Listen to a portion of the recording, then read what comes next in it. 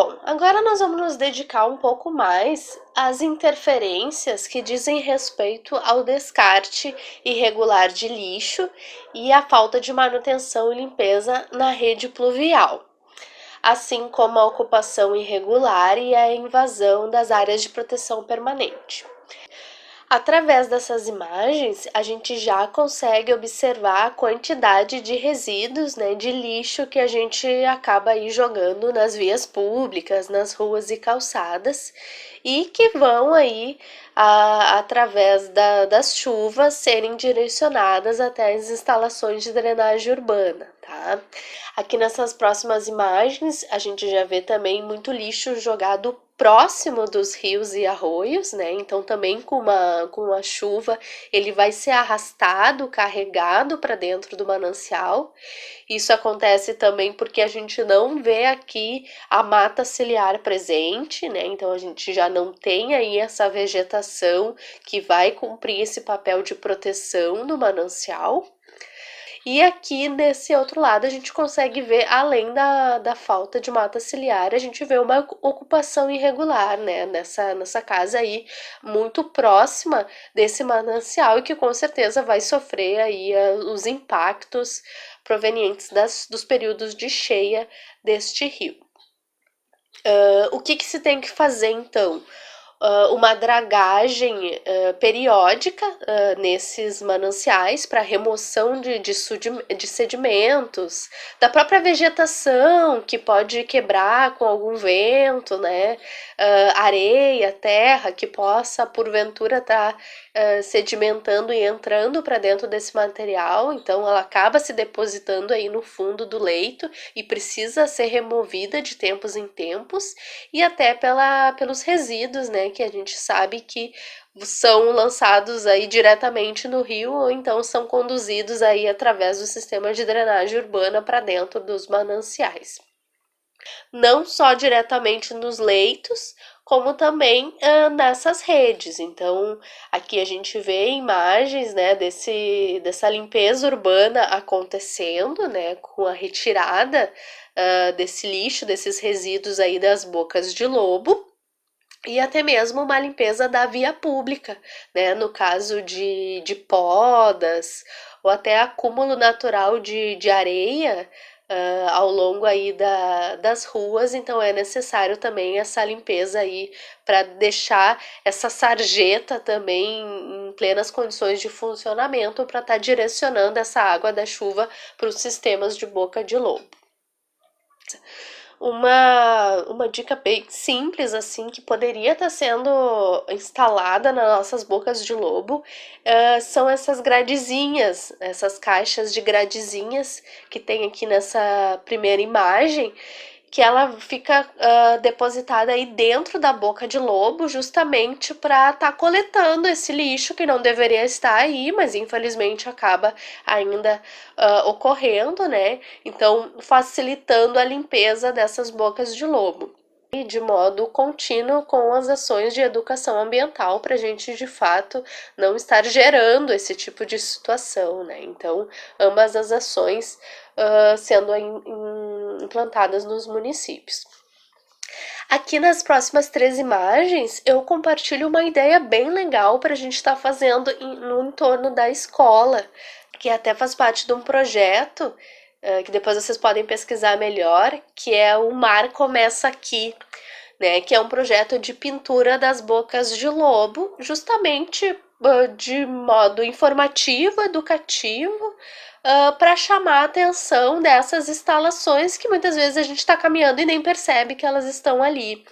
Então, nesse projeto é pintado, né, todas as bocas de lobo, tanto aqui do tipo guia, do tipo grelha, né, ou qualquer outra instalação que faça parte dessa microdrenagem, para chamar mesmo a atenção que ela tá ali presente, né, que ela faz parte do nosso meio urbano e que é ali que vai estar entrando essa água da chuva, né, e sendo conduzida até o manancial.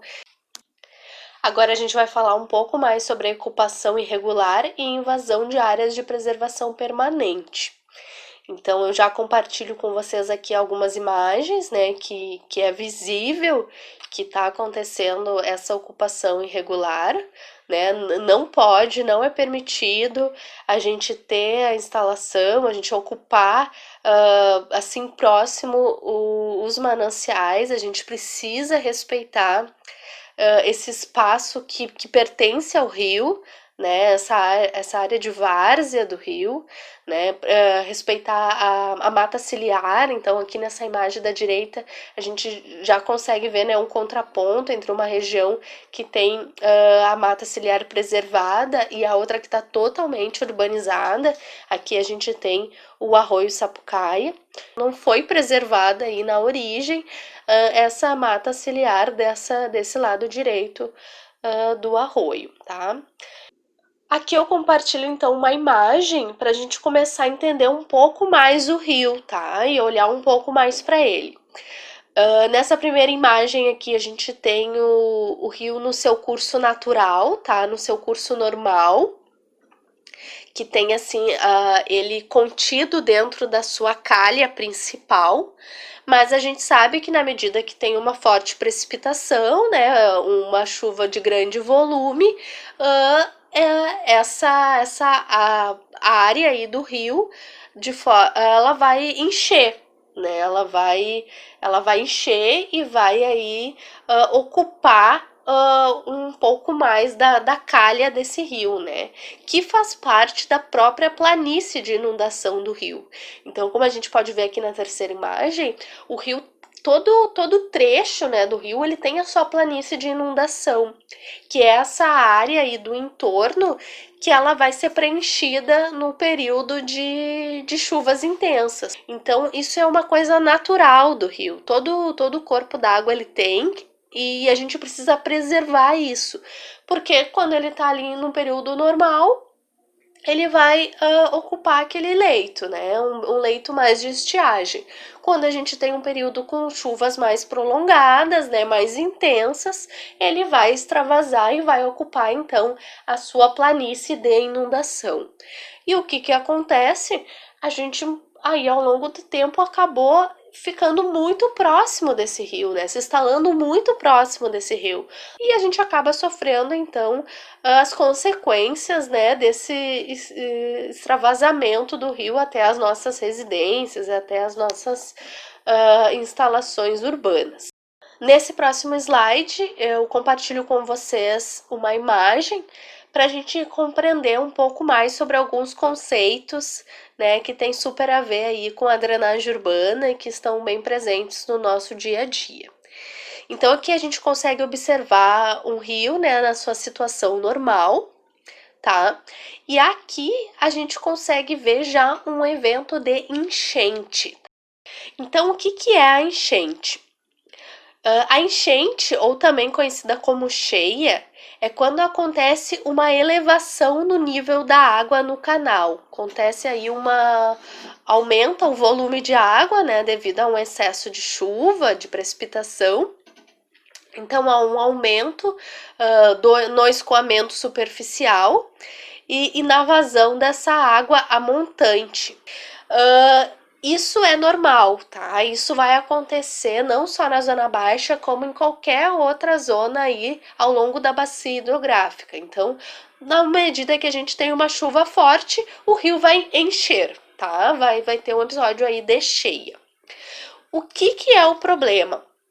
Quando a gente tem a inundação, tá? Então, quando a gente tem um extravasamento, um transbordamento da água para fora, então, dessa calha aí normal do rio, tá? Que ela vai atingir essa planície de inundação, essa zona de várzea, que como a gente já viu, já pertence ao rio.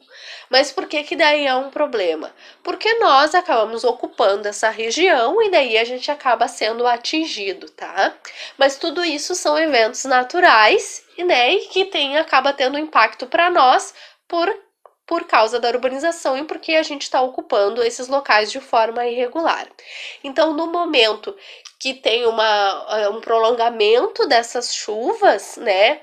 Após ela atingir o nível de enchente, de cheia do rio, ela vai extravasar para sua planície de inundação, tá? E daí vai estar nos afetando. Aqui eu compartilho outros dois conceitos com vocês, que é o conceito de alagamento, tá? O alagamento é quando acontece uma extrapolação da capacidade de escoamento do sistema de drenagem urbana. Então, o que acontece? Acaba chovendo muito numa área mais rebaixada, igual como a gente tem aqui na imagem, e acontece, então, essa água ela fica ali retida, né? Ela não escoa, ela alaga.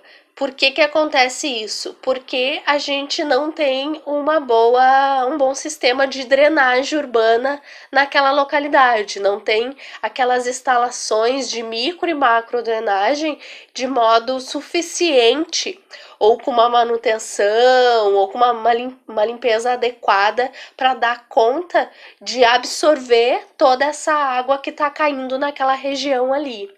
Então, as áreas de alagamento, elas não necessariamente têm a ver com estar próximo ou não do rio.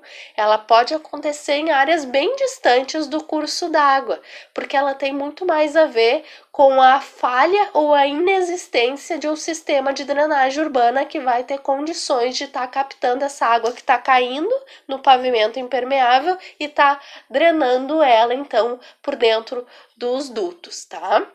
E aqui um outro conceito em relação à enxurrada, tá? Que o que é enxurrada? É quando acontece um escoamento superficial concentrado e com alta energia de transporte, tá? Que também pode ou não estar associado ao manancial. Então, ele acontece geralmente em áreas onde o relevo é mais acidentado, né? Onde a gente tem aí uma parte mais alta e uma parte mais baixa do relevo, onde a água, quando ela cai, né, com grande volume, ela rapidamente escoa, né? Ela escoa com uma energia muito grande por causa dessa diferença aí de terreno, de relevo, e acaba indo destruindo, né, tudo que vê pela frente.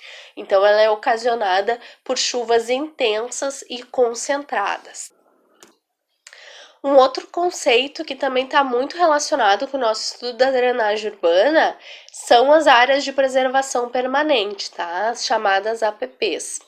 Então, tem a lei do novo Código Florestal, né, nacional de 2012, que ele conceitua a APP como uma área protegida, que é coberta ou não por vegetação nativa e que tem várias funções, entre elas preservar os recursos hídricos, tá? Então, a preservação aí das matas ciliares.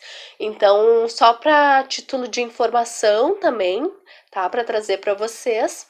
Aqui a gente tem, né, o curso do rio e de acordo com a largura do rio, a gente vai ter que então respeitar a mata ciliar, né, a largura também da mata ciliar que a gente deve deixar preservada para aquele rio ali não acontecer esses problemas de inundação, né, enfim, e tá respeitando todo esse ecossistema, essa biodiversidade que utiliza, né, e tá abrigada nessas regiões.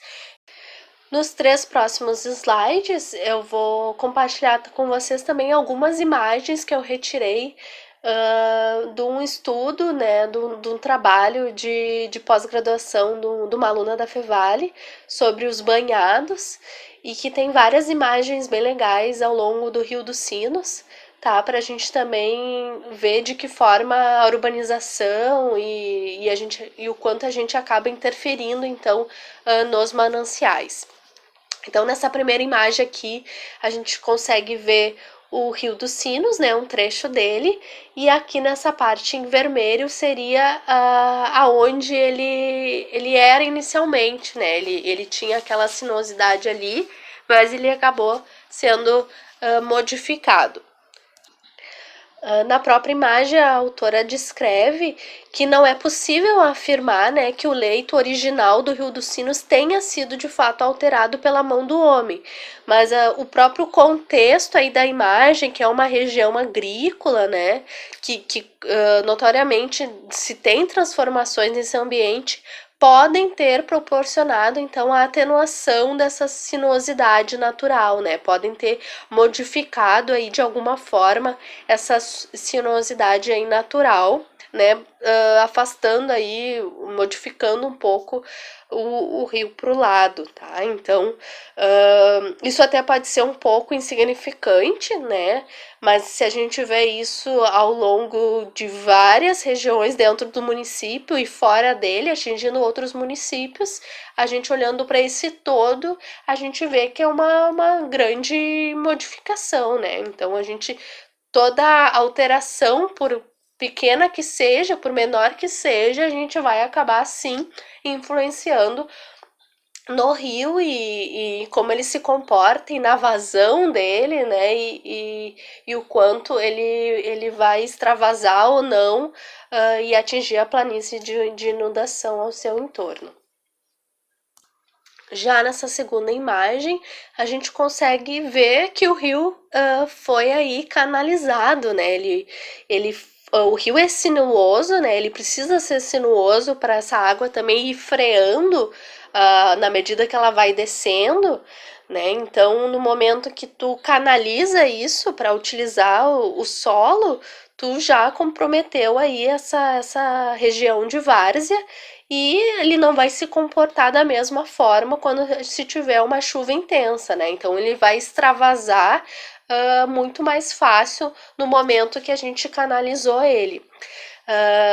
Dá pra gente observar também que aqui a gente tem uma plantação, tá? Uma plantação agrícola e que provavelmente utiliza, né, fertilizantes, enfim. Então, no momento que esse rio vai extravasar, né, vai inundar essa região, pode ser também que esses fertilizantes, esses agrotóxicos, venham depois entrar para dentro do manancial.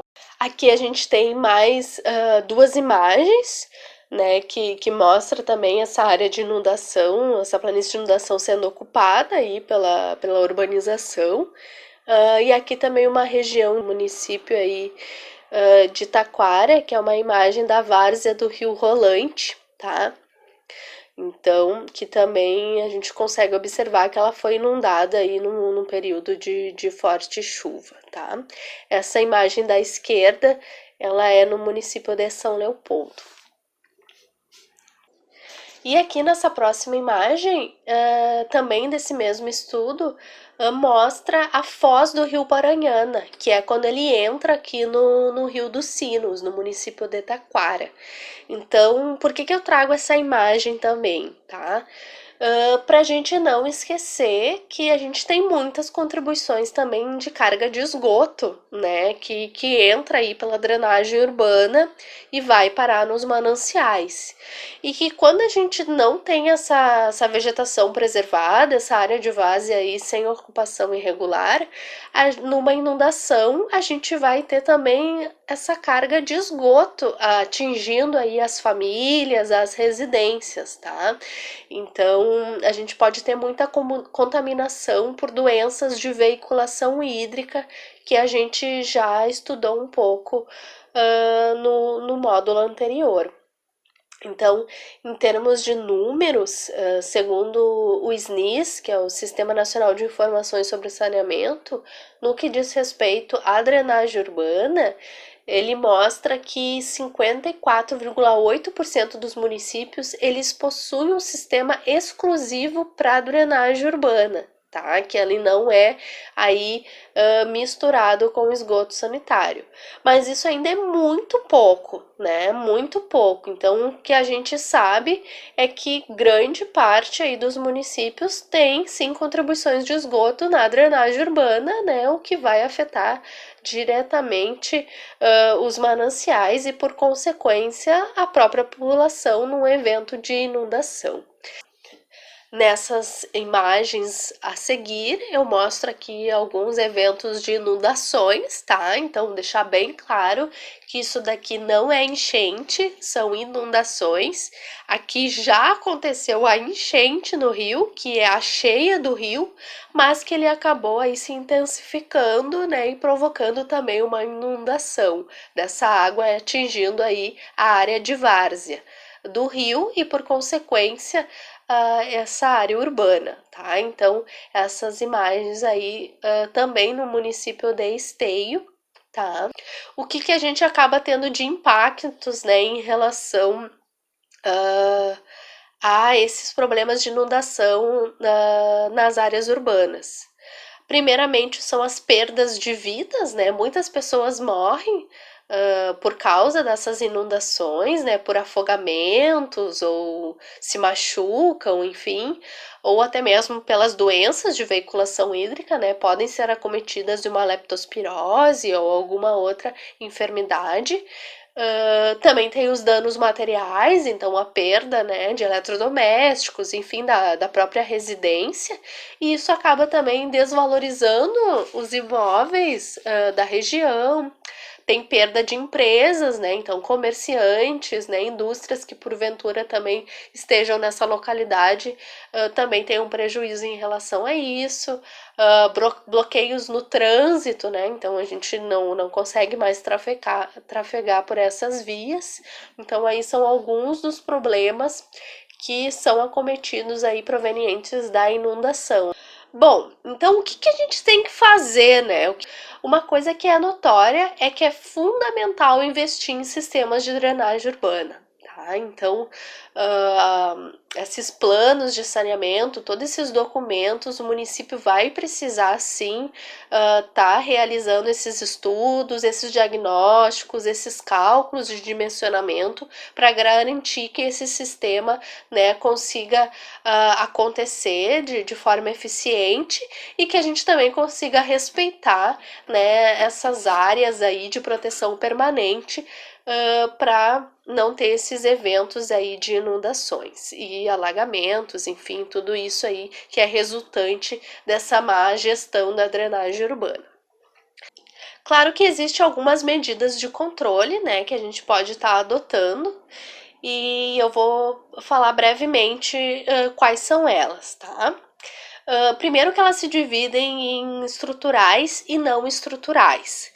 Então, as medidas estruturais são aquelas intervenções que vão alterar as características naturais da drenagem, tá? Então, a gente já viu que a água da chuva ela vai escoar ou vai infiltrar, dependendo do tipo de solo da região e vários outros fatores, mas que a gente pode estar controlando isso através daquelas obras de micro e macro drenagem, né? Então são todas obras de engenharia estruturais que a gente vai estar então controlando todo esse sistema. Mas também tem medidas de controle não estruturais, que são aquelas ações que vão visar integrar a presença humana à presença da água, tá? Onde não há uma alteração da hidrologia natural da região, tá? Então a gente não vai modificar aí por meio de canalizações, duto, canalizações de rios, a gente não vai estar modificando aí toda essa hidrologia. Entre as medidas não estruturais, aqui também tem várias, tanto em relação ao controle do uso do solo, né, fora da área de inundação, tem sistema de previsão, antecipação e alerta, né, para também avisar essas populações que estão no entorno.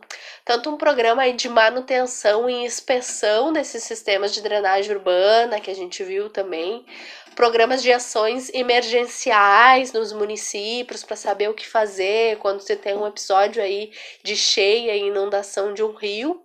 E aqui eu quero destacar um dos principais, né, que também tem super a ver com a nossa formação, que são as práticas de educação ambiental, tá?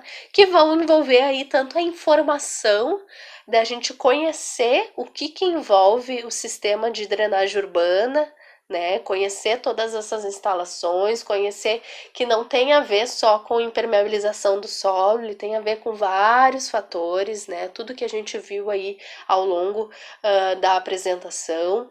Ele também tem a ver com fiscalização, né? Então eu vejo que uma boca de lobo ela tá cheia de resíduo no meu bairro, eu tenho que fazer a ligação aí para responsável no meu município, né, para o departamento de obras, enfim, para providenciar a limpeza, né, dessas instalações, né? Então, também há a população exercendo o seu papel no controle social. E outra que é a mobilização, né? Que nem tem uma série de ações que cada um de nós pode estar executando, né? Tanto em casa como na escola, tá fomentando essas ações para que a gente também esteja contribuindo nesse serviço de drenagem urbana. Então eu vou falar um pouquinho sobre elas aqui com alguns exemplos. Bom, e a primeira delas diz respeito à preservação das APPs, né? Então, essa imagem aqui de estudo, a gente precisa estar preservando essa vegetação aí em torno, né? E não estar ocupando de forma irregular essas áreas de várzea dos rios. A segunda coisa diz respeito aí a gente tem em casa essas instalações, esses canos bem separados, né? Tem um sistema separado. Então, um deles é essa água potável que vai entrar, o outro deles é o esgoto que vai sair e a coleta da água da chuva, né, através aí das calhas, do telhado, elas são conduzidas então num outro cano para as galerias pluviais, que são essas tubulações de água da chuva, tá? Então, tudo separado é uma outra ação que a gente pode estar aí fazendo em casa, né, que a gente vai estar auxiliando e muito nesse sistema de drenagem. O terceiro aí diz respeito a gente ter mais áreas verdes em casa, né? Então, a gente já viu que a área urbana ela é muito pavimentada, né? A gente tem muitas áreas de impermeabilizadas, né? Muitas superfícies que dificultam a infiltração da água da chuva no solo, e a gente tendo mais áreas verdes na escola, né? E em casa, a gente está auxiliando com que a água da chuva consiga entrar aí no solo, né, e recarregar os lençóis freáticos. Aqui, em relação aos pavimentos permeáveis, tá? Então, eu compartilho com vocês algumas imagens, né, que às vezes a gente não consegue ter todo o terreno com áreas verdes, mas aqui tem alguns exemplos, né, que a gente consegue fazer a associação de pavimentos mais impermeáveis com espaços permeáveis, né, de grama. Então, aqui são alguns exemplos também que a gente pode estar adotando em casa e na escola. E esse de baixo aqui diz respeito a um pavimento que já existe aí no mercado, que é um pavimento permeável, que ele permite então essa infiltração da água da chuva. Então eu vou compartilhar aqui com vocês um vídeo para vocês verem como é que acontece, né, essa absorção da água da chuva através deste pavimento. E uma última dica que também causa aí um grande impacto, tá? Que a gente pode estar realizando com certeza em casa, que é super simples, é a instalação de cisternas, tá? Que é esse reservatório para captação e armazenamento da água da chuva. Então a gente viu que tem uma parcela aí grande de escoamento que é dado pela água que cai nos telhados, né? Que escoa aí e contribui também na drenagem urbana. E se a gente fizesse, né, essa captação e armazenamento dentro da nossa própria residência, além da gente estar utilizando essa água, que é ótima para vários usos não potáveis, a gente também está diminuindo a quantidade de escoamento superficial que a gente está colocando aí no sistema de drenagem urbana, tá?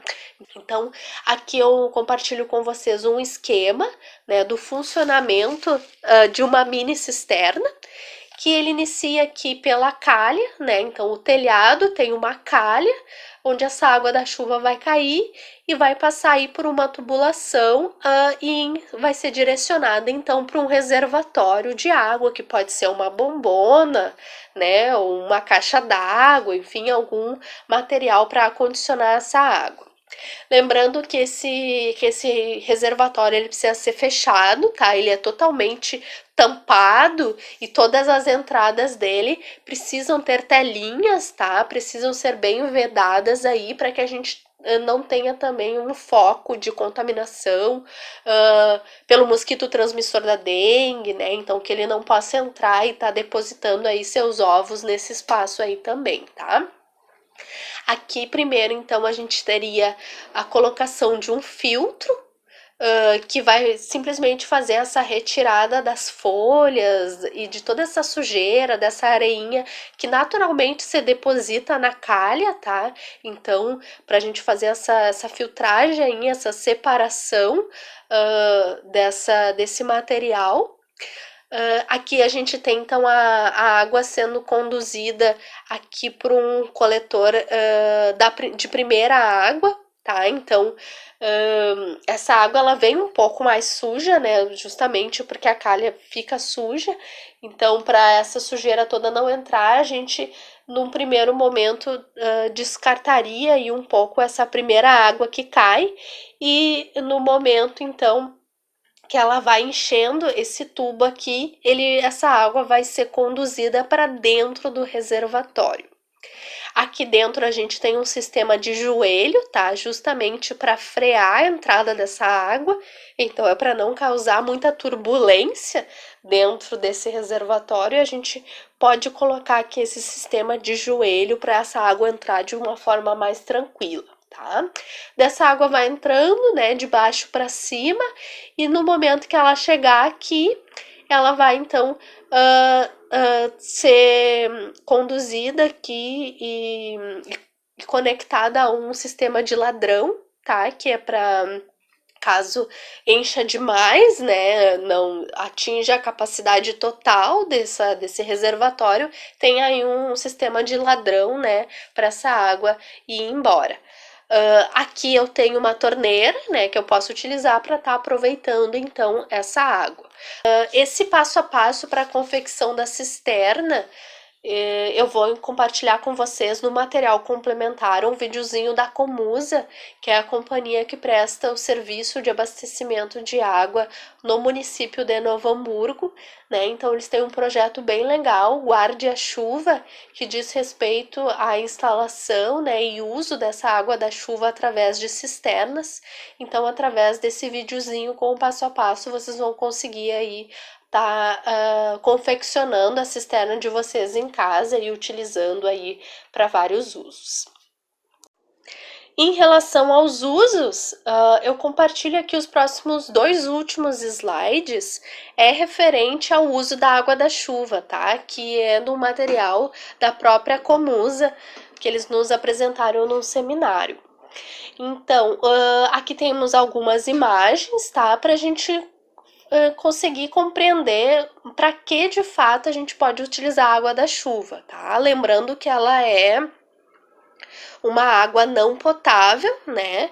Então ela não tem aí nenhum tipo de processo de desinfecção com cloro e, portanto, ela não pode ser utilizada para usos de consumo direto, como aqui alimentos, né? A gente não pode utilizar no preparo de alimentos, não pode usar para lavar a louça, que nem a gente tem aqui, e não pode usar para o consumo, né? O consumo direto dessa água para chimarrão, enfim, outros usos. A gente não pode usar a água da chuva, né? Porque é uma água que não recebeu um tratamento, tá? Inclusive na descarga do vaso sanitário. né? A gente não precisaria estar utilizando água potável para descarga do vaso sanitário. A gente pode sim estar adaptando a nossa cisterna, né, através de uma tubulação, ligar na nossa descarga do vaso e estar utilizando então a água da chuva no vaso sanitário. Então, vamos utilizar para outros usos que não sejam potáveis, que a gente vai estar também tendo um grande ganho em relação à economia de água em casa e na escola. E eu finalizo então com aquele nosso famoso checklist, onde a gente coloca aí tudo que a gente precisa estar fazendo então para contribuir para esse serviço de saneamento básico. Então, coisas que a gente já abordou ao longo da apresentação, né, e que são super simples. E por último, multiplicar essas informações, né? A educação ambiental ela é fundamental para a gente estar conhecendo melhor esses serviços de saneamento básico e estar mostrando para a população qual é o papel dela em relação a isso e o que ela pode fazer para estar contribuindo e melhorando nesses serviços.